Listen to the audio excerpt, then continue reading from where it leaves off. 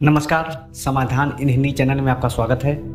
मेरा आज का वीडियो इंटरमीडिएट के पुरुष का एक लेसन जिसका नाम वुमेन्स एजुकेशन है पर आधारित है। इसके राइटर सर्वपल्ली राधाकृष्णन जी हैं। सर्वपल्ली राधाकृष्णन के बारे में हम लोग जानते हैं कि ये स्वतंत्र भारत के द्वितीय राष्ट्रपति थे और ये प्रथम उपराष्ट्रपति थे। तो ये स्वतंत्र भारत के द्वितीय राष्ट्रपति के साथ साथ ये भारत के प्रथम उपराष्ट्रपति भी थे। और इन्होंने एक किताब लिखा था जिसका नाम था द ट्रू नॉलेज, जिसे 1970 में प्रकाशित किया गया था। तो ये जो ट्रू नॉलेज जो इनका बुक था, यही इस चैप्टर का सोर्स है। मतलब कि वुमेन एजुकेशन जो है वह इस चैप्टर से ही अडॉप्ट किया गया है, मतलब इस बुक से ही अडॉप्ट किया गया है। तो ये जो मेरा चैप्टर है, नाम से ही क्लियर हो रहा है, यह स्त्री शिक्षा के बारे में है। स्त्री शिक्षा के बारे में सर्वपल्ली राधाकृष्णन ने इस चैप्टर में बहुत अच्छे ढंग से उन्होंने बताया कि स्त्रियों की जो स्थिति थी वह पहले बहुत अच्छी स्थिति में थी। प्राचीन काल में स्त्रियां अपने जो उनका अस्तित्व था, उनका एक वैल्यू था, उनका एक महत्व था। उनको यज्ञों में भाग लेने का अवसर प्राप्त थे, वे वेदों का अध्ययन कर सकती थी, उनको गायत्री मंत्र का भी वह जाप कर सकते थे, उनका उपनयन संस्कार भी होता था। तो ये सब चीज़ें प्राचीन भारत में देखने को मिलती थी। लेकिन जैसे जैसे भारत में मुस्लिम आक्रमणकारियों का अटैक हुआ, अंग्रेज़ों के आए, तो इससे क्या होगा, धीरे धीरे जो मुस्लिम जो अटैकर्स थे, जो इन्वेडर्स थे, वे जैसे जैसे आते गए वैसे वैसे क्या हुआ कि यह स्त्रियों की जो शिक्षा हो गई वो लिमिटेड होती चली गई। तो लिमिटेड होती चली गई, स्त्रियों का जो अस्तित्व था उनको अपना अस्तित्व बचाना भी बड़ा मुश्किल लगने लगा। और धीरे धीरे स्त्रियों को दास बना लिया गया और उन्हें तुच्छ समझा जाने लगा। तो स्त्रियों की शिक्षा की बात तो छोड़िए, मतलब उनके साथ जानवरों की तरह व्यवहार किया जाता था। और इसी प्रकार बहुत सारे कुप्रथाएँ भी जन्म लेती हैं। ठीक है, तो यह सब जो कुप्रथाओं का जो जन्म हुआ वो निश्चित रूप से कहीं ना कहीं उसका कारण अशिक्षा रहा। तो अगर किसी देश को उन्नति करना है, प्रगति करना है, तो उस देश की स्त्रियां शिक्षित होनी चाहिए। ऐसा हमारे लेखक जो वुमेन्स एजुकेशन सर्वपल्ली राधाकृष्णन जी का वक्तव्य है। उनका कहना था कि अगर किसी देश को अगर हम डेवलप करना चाहते हैं, किसी राष्ट्र को महान बनाना चाहते हैं, तो उस देश की स्त्रियों को आगे बढ़ना होगा, उनको शिक्षित करना होगा। तो स्त्रियों की शिक्षा कैसे हो, उनके शिक्षा में आने वाले क्या क्या कठिनाइयाँ आती है, तो उन मूलभूत समस्याओं को सर्वपल्ली राधाकृष्णन जी ने उसको बखूबी से इस चैप्टर में उन्होंने बताया। और उन्होंने इसमें शिक्षा का उद्देश्य भी बताया कि शिक्षा का क्या उद्देश्य होना चाहिए। उनके हिसाब से जो शिक्षा हो, जो हमारी संस्थाओं में प्राप्त होते हैं, वो केवल विस्तृत ही न हो बल्कि उसमें गहराई होनी चाहिए। और गहराई का मतलब होता है कि यदि हम जो ज्ञान मिलता है उसको भले हम थोड़ा पढ़ें, लेकिन उसका पूर्ण नॉलेज होना चाहिए ताकि हम उसका यूटिलाइजेशन कर सकें अपने जीवन में। और शिक्षा का उद्देश्य जो होता है, तो राइटर का कहना है जो शिक्षा का उद्देश्य है वह क्या होता है, वह एक मुखी होना चाहिए, सिंगल होना चाहिए। अगर जैसे बहुमुखी हो, शिक्षा के ढेर सारे उद्देश्य हों, तो इससे क्या होता है कि शिक्षा का जो लाभ मिलना चाहिए वो मिल नहीं पाता। इसलिए हमारे जीवन में जो लक्ष्य होना चाहिए वो एक होना चाहिए। और शिक्षा का उद्देश्य भी जो है, ठीक है, वो भी क्या होना चाहिए कि शिक्षा का उद्देश्य तत्कालीन आवश्यकताओं के अनुसार होना चाहिए। जैसी आवश्यकताएं हो उसी के अनुसार शिक्षा का उद्देश्य भी बदलते रहना चाहिए। तो हम लोग ने देखा भी है कि पहले शिक्षा का उद्देश्य कुछ होता है, अब शिक्षा का उद्देश्य कुछ होता है, और आने वाले समय में शिक्षा का उद्देश्य कुछ होगा। तो शिक्षा का उद्देश्य जो है वो एक निश्चित नहीं है। फिर भी लेखक ने शिक्षा के उद्देश्य के बारे में बताया है कि चरित्र का निर्माण करना, ठीक है, उन्नत जीवन जीना, और क्या करते हैं, और अपना भरण पोषण कर सकना। ठीक है, ये सब शिक्षा के उद्देश्य हो सकते हैं। और शिक्षा का उद्देश्य ये भी होता है कि हम अपने परिवेश को समझें और हम जिस चीज़ों से घिरे हुए हैं उनके बारे में समझें। यदि हम उनके बारे में समझते हैं तो वो हमको साइंस पढ़ना पड़ेगा, जियोग्राफी पढ़ना पड़ेगा, इतिहास पढ़ना पड़ेगा। तो इन सब चीज़ों से हमको अपने परिवेश का ज्ञान होता है। तो परिवेश का ज्ञान करना भी अत्यंत आवश्यक है। तो ये सभी सब शिक्षा का उद्देश्य होना चाहिए।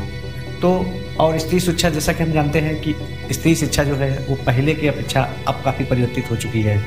प्राचीन काल में जहाँ स्त्रियों को एक उनका एक गौरव था, उनको एक अच्छा स्थिति प्राप्त थी। वहीं मध्यकालीन जब युग आया था तो उसमें स्त्रियों को दास बना दिया गया। लेकिन धीरे धीरे क्या हुआ कि बहुत सारे महापुरुषों का यह अथक प्रयास था कि वे प्रयास करते गए और धीरे धीरे स्त्रियां अपने अस्तित्व के रूप में वापस उनको प्राप्त हो सका।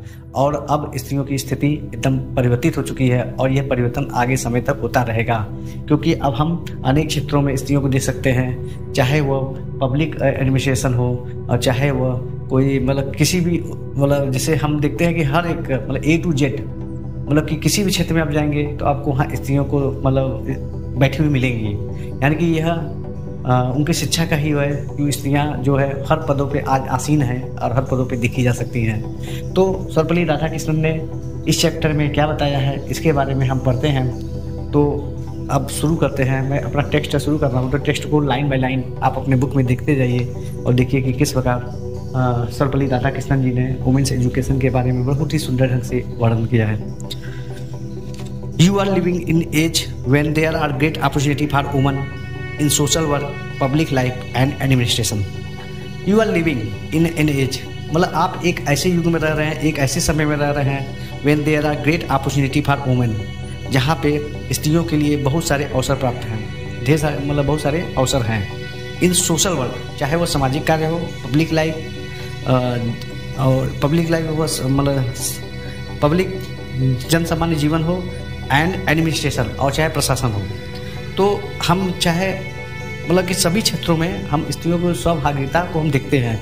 और यह ऐसा क्यों है? क्योंकि स्त्रियों को बहुत सारे अवसर प्राप्त हैं। Society requires women of discipline mind and restraint manner. यह समाज जो है, हमारा जो समाज है वह उसको किस प्रकार की स्त्रियों की आवश्यकता है? जो डिसिप्लिन हो, अनुशासित हो और एंड रिस्ट्रेंट मैनर। और रिस्ट्रेंट मैनर होता है कि जो जिनका जो व्यवहार है वो व्यवहार संयमित हो। जैसे वो अगर यानी कि चंचल ना हो, क्योंकि चंचल स्त्रियां जो होती हैं किसी भी प्रकार से लाभकारी नहीं होती हैं। तो उनका व्यवहार संयमित हो और सबसे बड़ी चीज़ वो डिसिप्लिन्ड हो, अनुशासित हो। Whatever line of work you undertake you should bring to it an honest disciplined mind. Whatever line of work, चाहे किस प्रकार के कार्य को यू अंडरटेक आप लेते हो, चाहे वो किसी भी क्षेत्र से संबंधित क्यों ना हो, you should bring to it an honest discipline mind. तो आपको यह कार्य जो होता है वो आपको ईमानदारी से और डिसिप्लिन माइंड और अनुशासित होकर आपको यह कार्य करना चाहिए। यानी कि अगर हम कोई भी कार्य करना आरंभ करते हैं तो उस कार्य के प्रति हमको सबसे बड़ी चीज़ होना चाहिए कि हम ऑनेस्ट हों, और दूसरी चीज़ होना चाहिए कि हम डिसिप्लिन्ड हों, क्योंकि डिसिप्लिन और ऑनेस्टी के बिना कोई भी कार्य हम अच्छे ढंग से उसको संपन्न नहीं कर सकते। You will then succeed and have the joy of your work. और इस प्रकार से आप अपने इस प्रकार से आपको सफलता मिलेगी and have the joy of your work. आपको अपने कार्यों का आनंद प्राप्त होगा। तो यदि आप अपने कार्यों में सफलता प्राप्त करने चाहते हैं और अपने कार्यों का आनंद लेना चाहते हैं तो आपके हाथ में जो भी कार्य आए उस कार्य को अच्छे ढंग से कीजिए, ऑनेस्ट होकर कीजिए, डिसिप्लिन होकर कीजिए, तभी आपको ये सब चीज़ें प्राप्त हो सकती हैं। Actually, in our country, education so far as girl education is concerned is not widespread enough. अब लेखक गर्ल्स एजुकेशन के बारे में बात करता है। वो कहता है कि वास्तव में हमारे देश में education so far as girl, शिक्षा जहाँ तक स्त्री शिक्षा से संबंधित है, एजुकेशन इज कंसर्न जहाँ तक स्त्रियों की शिक्षा से संबंधित है, लड़कियों की शिक्षा से संबंधित है, is not wide spread enough. वो बहुत ज़्यादा विस्तृत नहीं है, बहुत ज़्यादा पर्याप्त रूप से फैलाव नहीं है उसका। यानी कि इसका मतलब ये है कि स्त्री शिक्षा जो है बहुत ही लिमिटेड है, बहुत ही सीमित कर दिया गया है। So every institution which contribute to the education of girl is worthy of recognition and encouragement. इसलिए हर एक संस्थाएं विच कंट्रीब्यूट्स जो उपलब्ध कराती हैं, जो प्रदान करती हैं to the education of girl, जो स्त्रियों को शिक्षा प्रदान करती है, इज वर्दी ऑफ रिकॉग्निशन, उसे वह पहचान के योग्य है, एंड इंकरेजमेंट, और उसको प्रोत्साहित किया जाना चाहिए। यानी कि ऐसे संस्थाओं को जो स्त्रियों की शिक्षा से संबंधित है उनको पहचाना जाना चाहिए और उनको प्रेरित करना चाहिए। तो प्रेरित करने का तरीका बहुत हो सकता है उनको, यानी कि कि कई ढंग से उनको प्रेरित किया जा सकता है कि उनका बढ़ावा हो, स्त्री शिक्षा में और ज़्यादा उन्नति हो। तो इसके लिए उनको फंडिंग भी किया जा सकता है और उनको लोग डोनेट भी करते हैं। तो ये सब चीज़ों से उनको प्रेरित किया जा सकता है। But But I am envious that the kind of education that is imparted must not only be broad but should also be deep. लेकिन I am envious, लेकिन मैं चिंतित हूँ that कि the kind of education that is imparted must not only be broad but should also be deep. जो शिक्षा प्रदान की जाती है वो केवल वो केवल ब्रॉड ही ना हो, मतलब चौड़ी ही ना हो, मतलब कि विस्तृत ही ना हो, बल्कि क्या हो, पर शुड आल्सो भी डीप, बल्कि उसमें गहराई भी होनी चाहिए। यानी कहने का मतलब कि हमको छिछला ज्ञान नहीं प्राप्त करना है, हमको जो ज्ञान प्राप्त करना है वो गहरी हो। गहरी मतलब कि वह जैसे वह ज्ञान जो हो वो काफ़ी गहराई से, यानी कि अगर हम कुछ भी मतलब चीज़ के बारे में जानते हैं तो उसके बारे में पूरी से पूरी जानकारी होनी चाहिए। और we are lacking in depth, लेकिन लेखक कहता है कि लेकिन दुर्भाग्यवश हमारे अंदर डेप्थ, गहराई की कमी है। हम जो शिक्षा प्राप्त करते हैं उसमें गहराई नहीं है। We may become learned and skilled but if we do not have some kind of purpose in our life themselves become blind, blundering and bitter.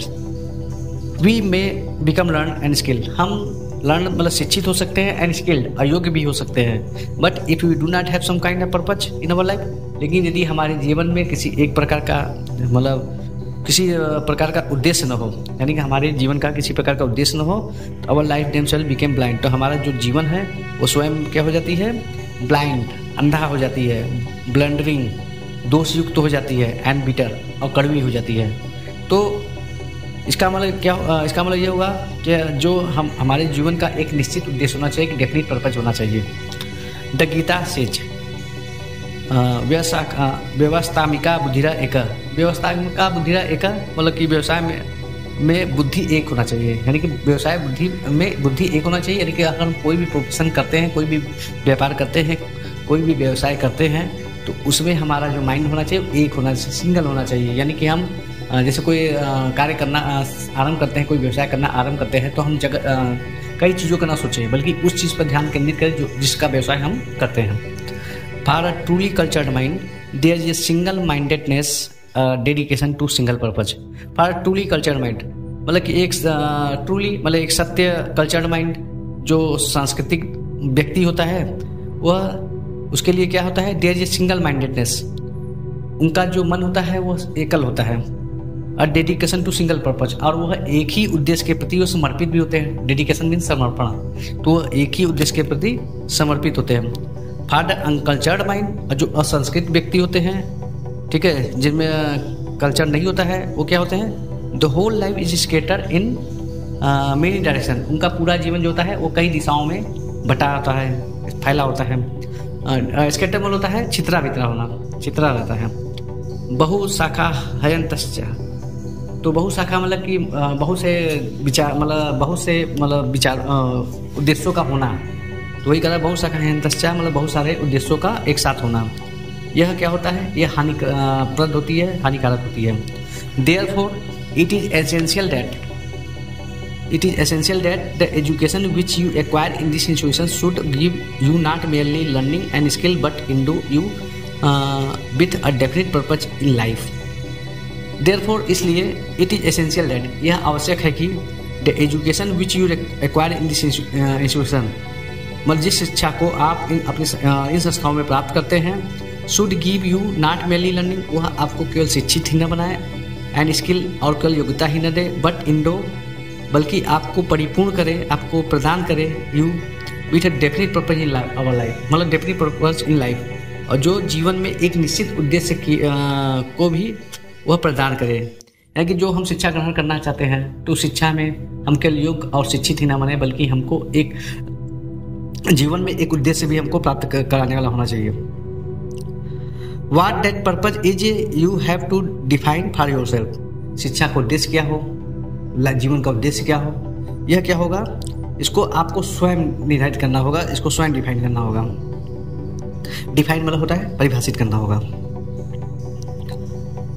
It is said that Vidya gives you Viveka, विमर्श रूपिणी विद्या gives you a sense of what is right and helps you to bear what is wrong.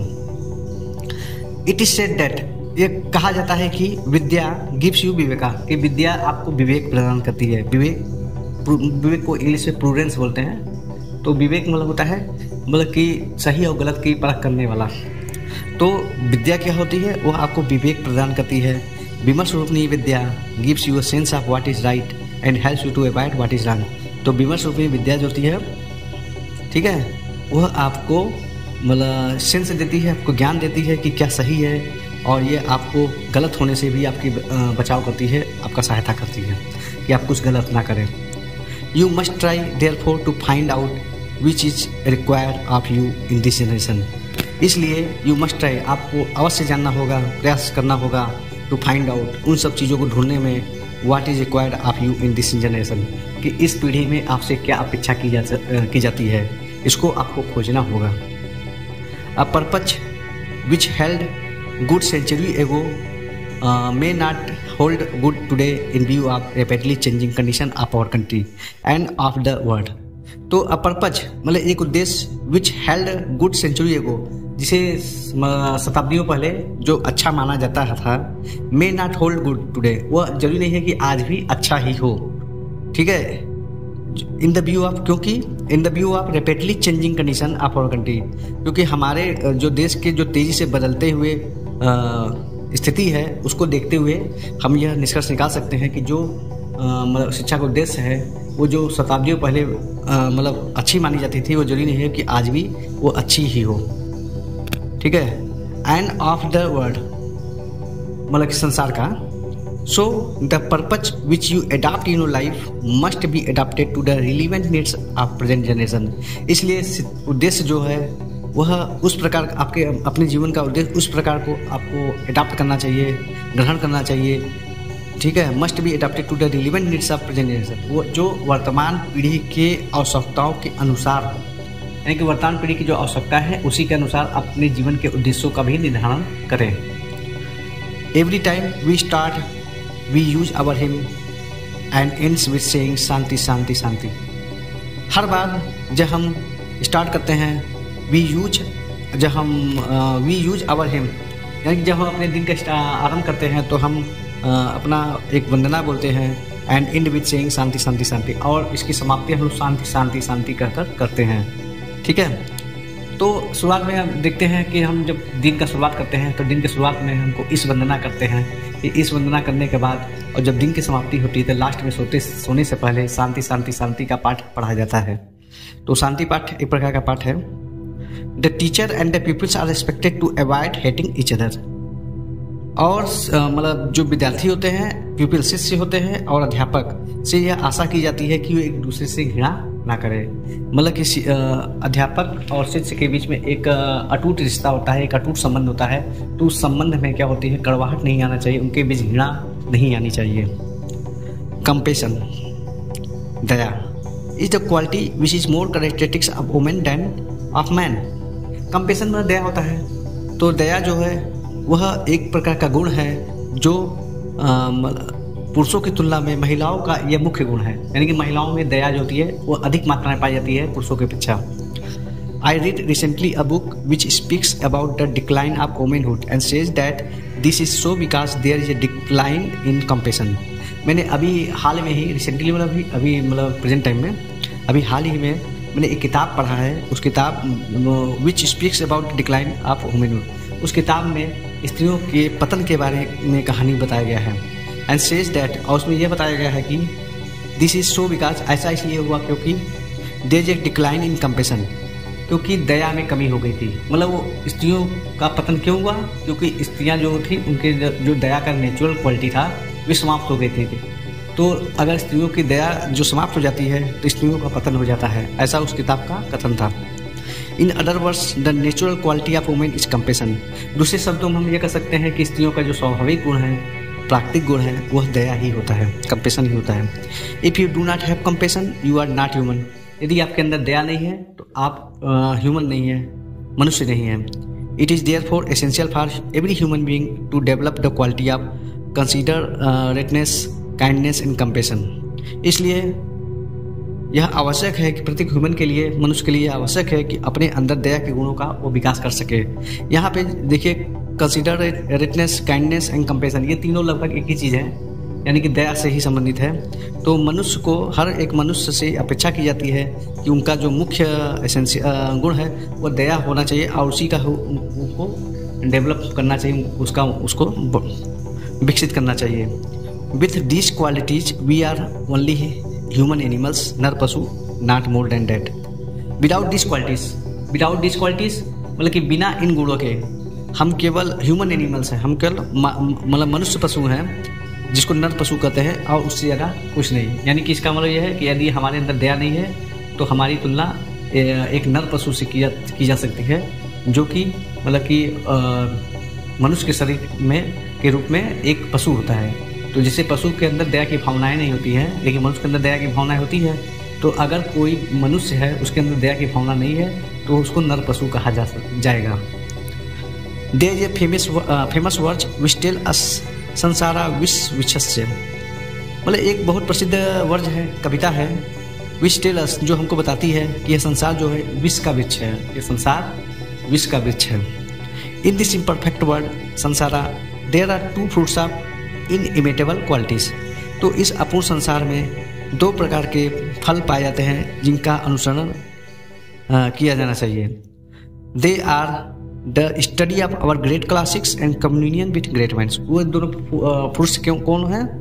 पहला fruits है कि हमें अपने great classics, हमें अपने महान ग्रंथों का अध्ययन करना चाहिए, और कम्युनियन विथ ग्रेट माइंड्स, और महान व्यक्तियों से कम्युनियन मतलब होता है वार्तालाप करना, उनसे संवाद करना, तो उनसे मतलब बातचीत करना चाहिए। यानी कि हमको अपने धर्म ग्रंथों को या अपने जो ग्रेट क्लासिक्स हैं, जो हमारे देश के पहचान हैं, उन ग्रंथों का हम लोग अध्ययन करें, और साथ ही साथ हम महान व्यक्तियों का सानिध्य में रहें, उनसे वार्तालाप करें और उनसे कुछ सीखें।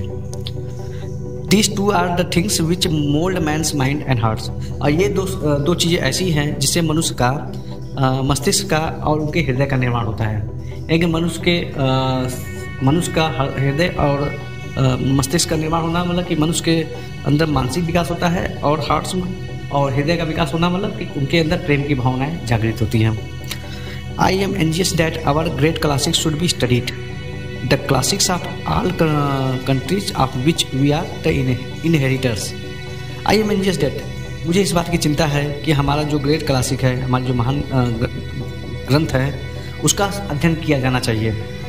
The classics of all century, और केवल उसका ही नहीं बल्कि ऑल कंट्रीज, जो मतलब ऑल कंट्री मतलब सभी देशों के क्लासिक्स मतलब ग्रंथों का हमको अध्ययन करना चाहिए। Of which we are the inheritors, जिसके हम इनहेरिटर्स हैं, जिसके हम उत्तराधिकारी हैं। तो जिसके हम उत्तराधिकारी हैं उस मतलब उन ग्रंथों का भी हमको अध्ययन किया जाना चाहिए, करना चाहिए। It is a small dialogue in an Upanishad that a question is put, what constitutes the essence of good life. तो उपनिषद में एक छोटा सा संवाद आता है, उपनिषद की बात कर रहा है लेखक, उपनिषद में कहता है कि एक छोटा सा संवाद बताता है, कहता है कि एक क्वेश्चन पुट मतलब एक क्वेश्चन रखा गया था, what constitute the essence of good life, मतलब कि अच्छे जीवन का मूलभूत तत्व का निर्माण कौन करता है, उसके एसेंस का, उसके मतलब मूलभूत तत्व का निर्माण कौन करता है। The teacher replies, didn't you hear the answer. तो टीचर ने, अध्यापक ने कहा, क्या तुम इस प्रश्न का उत्तर नहीं जानते हो। यानी कि टीचर के मन में कुछ डाउट था, वो सोच ही रहा था। तो उसी समय क्या होता है, देयर वॉज थंडर क्लैप, डा डा डा।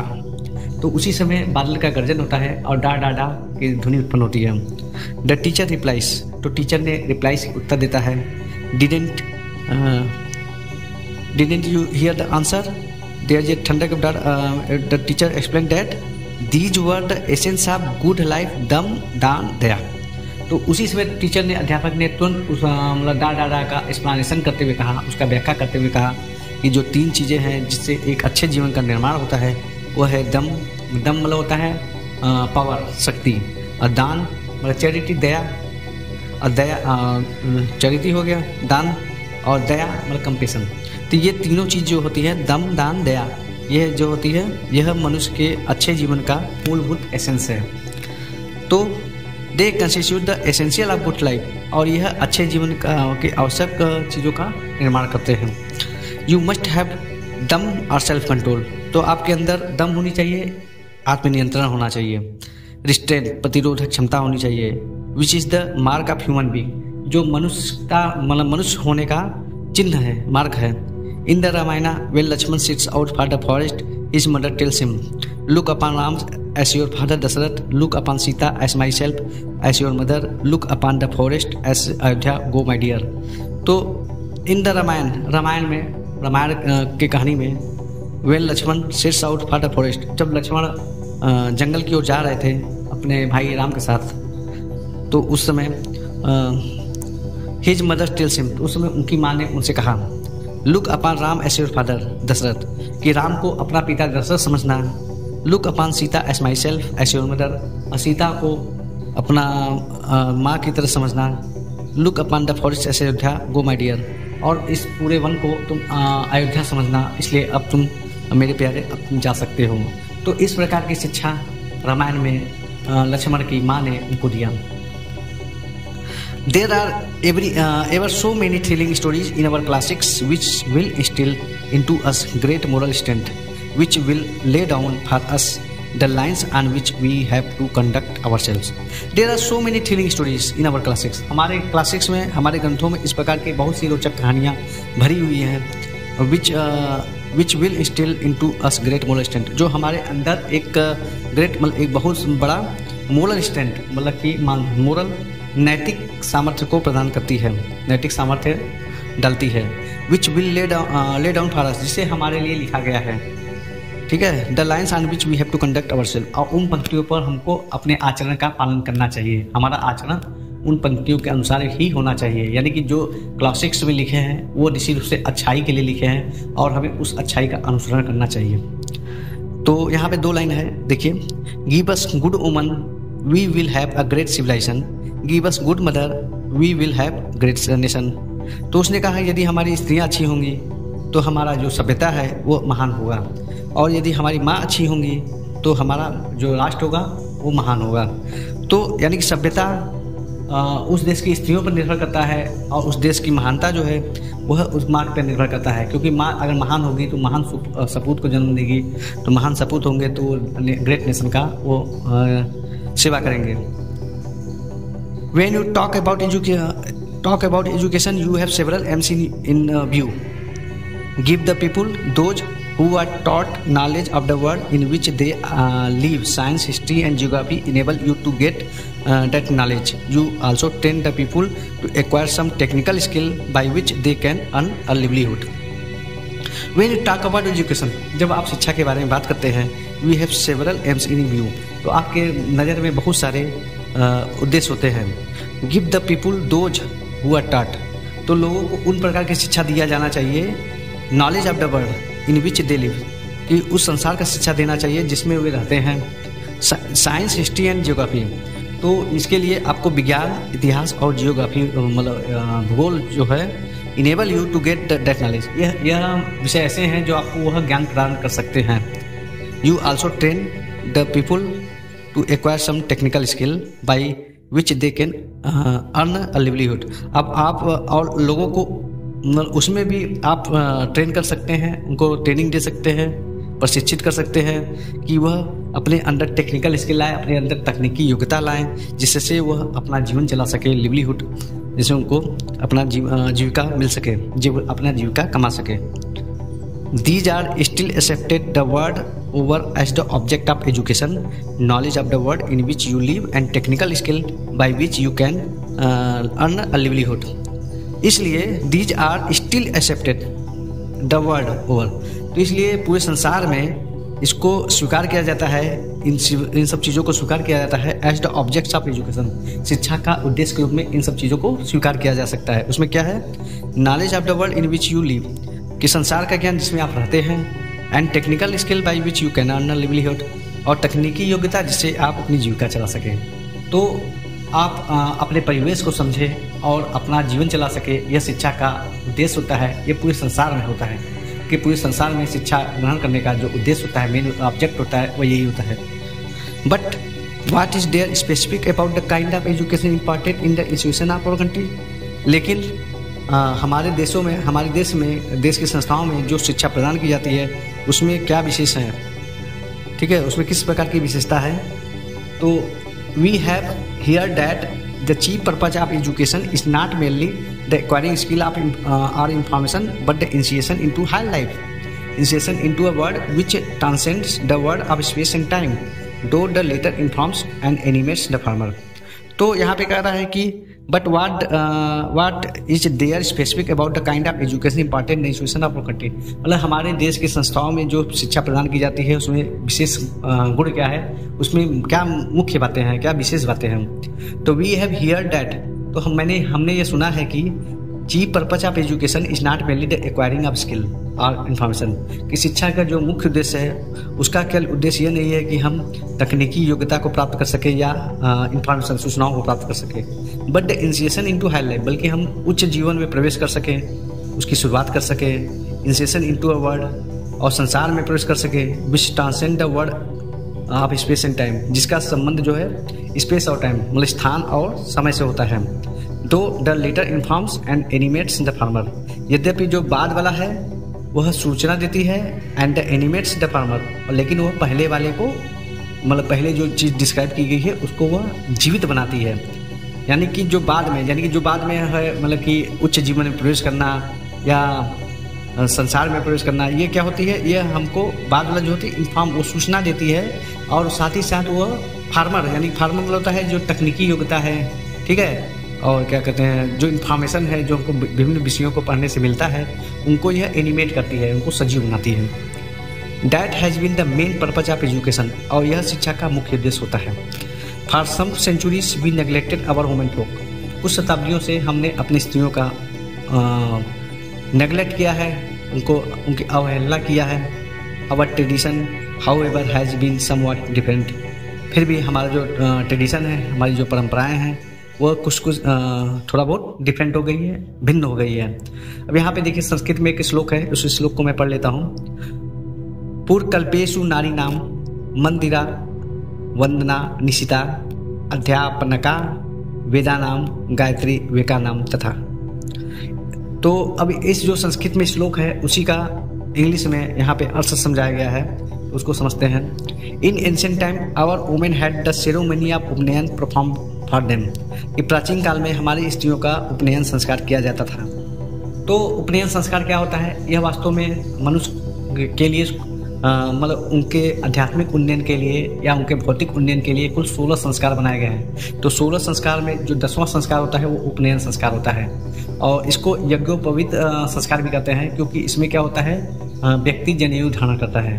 तो उसमें क्या होता है कि जब व्यक्ति जनेऊ धारण कर लेता है तो यह माना जाता है कि यह जनेऊ उसके मतलब आध्यात्मिक उन्नयन के लिए और भौतिक उन्नयन के लिए लाभप्रद होता है, और उसको अब गायत्री मंत्र की शिक्षा दी जाती है और वह वेदों का भी अध्ययन कर सकता है, ऐसा माना जाता है। तो यह एक संस्कार होता है। तो ऐसा कहा जाता था कि प्राचीन काल में यही संस्कार स्त्रियों को भी उपलब्ध था, यानी कि स्त्रियों को भी उपनयन संस्कार उनका किया जाता था, यानी कि वे भी गायत्री मंत्र का जाप कर सकती हैं और वेदों का अध्ययन कर सकती हैं। तो वही यही कर रहा है, they were entitled to the study of Vedas, कि उनको वेदों का अध्ययन करने के लिए मतलब इंटाइटल थी, ठीक है। They were also entitled to the chanting of the Gayatri jaap, और उनको गायत्री मंत्र गायत्री जाप जो था वो भी करने के लिए मतलब अधिकृत थी। All this things were open to our women, ये सभी चीज़ें हमारी स्त्रियों के लिए खुले थे। But our civilization became arrested and one of the main sign of the decay of our civilization is the subjection of women, लेकिन हमारी सभ्यता जो है वह अरेस्टेड होगी, जकड़ ली गई। And one of the main sign of the decay of our civilization, और हमारी सभ्यता का पतन का जो मुख्य कारण था is the subjection of women, वह स्त्रियों की दासता थी, स्त्रियों का गुलामी था। आफ्टर इंडिपेंडेंस दो the exertion of Mahatma Gandhi a revolution has been effected in our country and women are coming into their own. After independence, स्वतंत्रता के बाद जब 1947 में भारत स्वतंत्र हुआ, उसके बाद क्या हुआ, through the exertion of Mahatma Gandhi, मतलब महात्मा गांधी के अथक प्रयास से a revolution has been affected in our country, मतलब एक प्रकार की क्रांति हमारे देश में आई जो जिसने प्रभावित किया। And women are coming into their own, और वही उनका परिणाम, उसका परिणाम यह हुआ कि स्त्रियाँ जो अपने अस्तित्व को प्राप्त कर सकी, अपने पहचान को प्राप्त कर सकी। आज स्त्रियों को मतलब उनको जो पहचान मिला है वह पहचान जो है हमारे महापुरुषों का ही देन है, उनके अथक प्रयास से ही वह स्त्रियों का वो पहचान उनको मिल सका है। तो ये सब चीज़ें उस तब पॉसिबल हो सका जब लोग इस पर अथक प्रयास किए। तो यहाँ पे सर्वपल्ली राधाकृष्णन जी का एक छोटा सा प्रयास था कि वो स्त्री शिक्षा के बारे में कुछ लिखें। तो उन्होंने एक किताब ट्रू नॉलेज लिखा था, जिसे 1970 में पब्लिश किया गया था। तो उसी तरह यह अंश है। तो जैसा कि मैंने बताया कि यह पूरा चैप्टर जो होता है वो स्त्रियों की शिक्षा के लिए डेडिकेट किया गया है। तो इसमें हमने आपको पढ़ के बताया, उसका मतलब एक एक लाइन का मैंने अनुवाद बताते हुए आपको बताया कि किस प्रकार स्त्री शिक्षा मतलब कैसी स्त्री शिक्षा हो, उसमें क्या क्या चीज़ होना चाहिए और कैसे स्त्रियों की शिक्षा में कौन कौन सी बाधाएं उत्पन्न हुई, इन सब के बारे में हम लोग ने इसको पढ़ा। तो आज के वीडियो में बस इतना ही। आशा करते हैं आपको मेरा यह वीडियो पसंद आया है। यदि आपको मेरा यह वीडियो पसंद आया तो मेरे वीडियो को शेयर और लाइक ज़रूर करें और साथ ही साथ मेरे चैनल समाधान इन हिंदी को सब्सक्राइब करें। और सर्कल सब्सक्राइब करने से काम नहीं चलेगा। आप मेरे अन्य वीडियो तक पहुँचने के लिए आपको सब्सक्रिप्शन के साथ साथ आपको बेल आइकन को भी प्रेस करना होगा, क्योंकि बेल आइकन प्रेस करने से आप मेरे उन वीडियो तक पहुंच सकते हैं जिसको मैं जब नए वीडियो को जब मैं अपलोड करता हूं तो उसकी नोटिफिकेशन आपके मोबाइल में पहुंचती है, तो उसके बारे में आपको जानकारी होती है। तो बेल आइकन को भी ज़रूर प्रेस करें। तो अब मैं आपसे विदा लेता हूं। अगली बार फिर एक नए वीडियो के साथ आपसे मिलूंगा। तब तक के लिए नमस्कार।